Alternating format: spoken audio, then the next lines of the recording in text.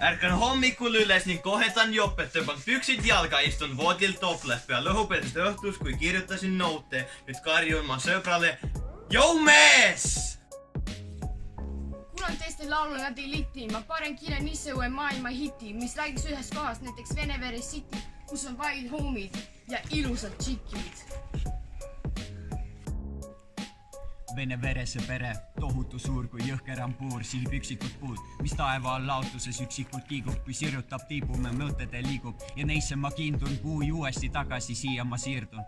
Ma jummala haip, kui karjud all rait, siin laagris ei ütle kunagi good night, kuna magada ei saa, sest padi on maas, silma kinni ei lähe, sest varsti ei näe, kuna viimne päev käes, kus koju ma lähen, ning vastas mult hääd, kes ootab mind lävel.